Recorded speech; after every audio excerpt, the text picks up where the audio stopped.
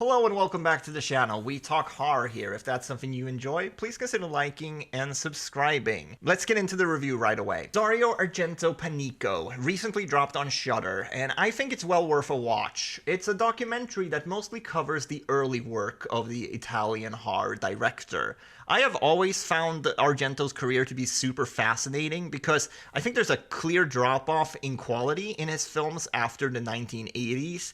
In January, I actually watched 8 of his more recent films because I was planning on making a video about them, but I did not like a single one of them, so I kind of scrapped the whole thing. That's very sad for me to admit, because his earlier works like Suspiria, Inferno, and Deep Red are some of my favorite horror movies of all time. The setup for this documentary is that Dario is going to isolate himself in a hotel while writing his next film. He's allowed a crew of documentary filmmakers to accompany him and interview him about his personal life and career. Apart from the new interviews with Dario and his regular collaborators, the documentary also features Gaspar Noé, Nicholas Winding Refn, and Guillermo del Toro. I appreciate that they are all in here as talking heads, but their segments were maybe the most unnecessary to me. I think they just stand out because the rest of the interviews feel so personal. Like, I loved hearing Lamberto Bava talk about watching Alien for the first time with Argento. Those are the types of stories that make this documentary worth watching. But I suspect it will tread a lot of familiar ground if you already know a lot about Argento's early career. For someone like me, however, who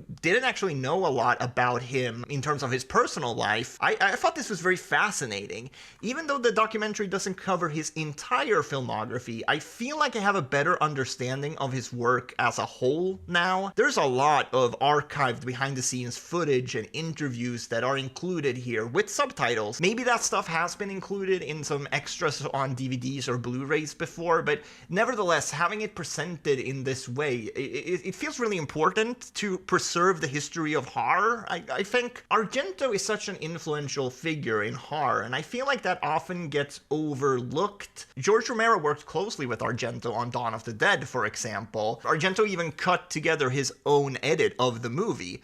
John Carpenter has gone on record multiple times saying how inspired he was by Argento's films when making Prince of Darkness. Hell, they even gave him a shout out in the latest Scream movie. Even if you're not a fan of this stuff, I think this documentary will give you an insight as to why he was such an important figure in the horror genre and why he was so influential. Back in 2022, I was at a film festival where Argento was showing his latest film, Dark Glasses. He did a Q&A session before the film that I thought was quite awkward, to be honest. Obviously, some of that was due to the language barrier, but it also didn't seem like he was fully comfortable on stage. In this documentary, though, he's fairly candid about his struggles in his personal life, and these moments in the documentary will stick with me the most. He talks about having impulsive thoughts of self-harm after surviving the stress of making Suspiria and going through a divorce. There's another part where he admits that a lot of his fears are very abstract, and that's why a lot of his horror films are so dreamlike. And maybe that's why I've personally connected to a lot of his films. I suffer from anxiety, and for a very long time I had no idea what set off my panic attacks.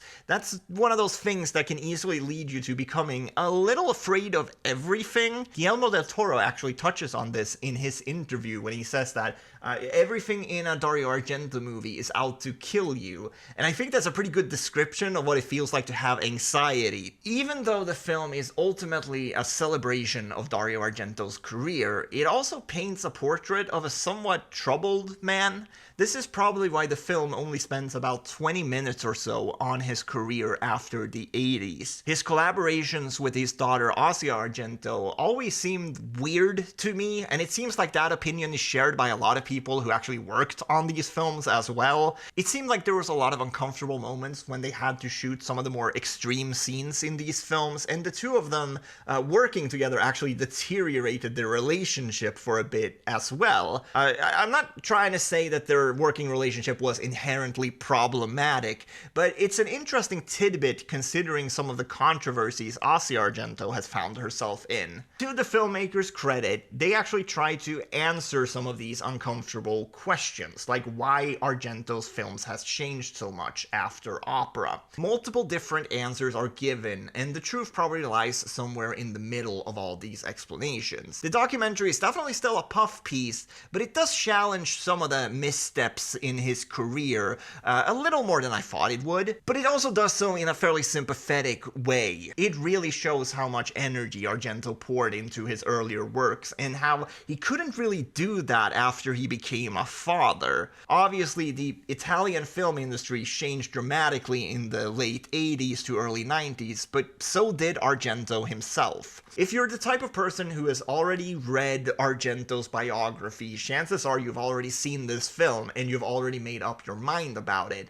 For everyone else, though, who's even mildly interested in some of this stuff, I highly recommend this documentary. You can find it streaming on Shudder right now.